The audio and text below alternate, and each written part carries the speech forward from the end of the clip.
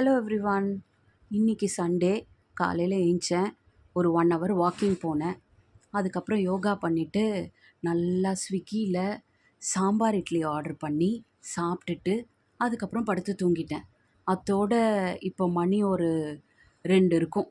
இப்போ தான் எந்திரிக்கிறேன். இனிமே தான் நான் சாப்பிட்லாமா இல்லை திருப்பி படுத்து தூங்கிடலாமான்னு முடிவு பண்ணணும். இதெல்லாம் நான் கிரிக்கெட் ஆடுற ஒருத்தரை கல்யாணம் பண்ணதால் இப்படி இருக்க முடியுது.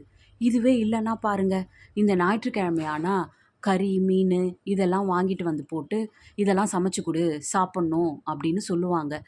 ஏதோ நான் ஒரு கிரிக்கெட் ஆடுற ஒரு கல்யாணம் பண்ணதால் நம்ம பாட்டுக்கு நம்ம சாட்டர்டே சண்டே ஆனால் நல்லா சாப்பிட்டோமா தூங்கினோமா ஜாலியாக எங்கேயாவது ஷாப்பிங் போனோமா அப்படின்னு இருக்க முடியுது.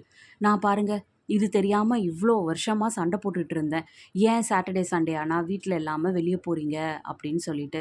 இப்போ நானே கேட்குறேன், ஏன் எங்கேயும் மேட்ச் இல்லையா, வீட்டில் இருக்கீங்க இன்னைக்கு அப்படின்னுட்டு. என்ன பண்ணுறது?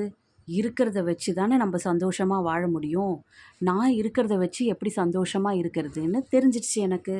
நீங்களும் இதே மாதிரி சனி ஞாயிறானா நல்ல நோகாமல் நோன்பு கும்பிட்டு படுத்து தூங்கணுன்னா கிரிக்கெட் ஆடுற ஒருத்தவரா பார்த்து கல்யாணம் பண்ணிக்கோங்க. அப்போ தான் இந்த மாதிரி இருக்க முடியும்.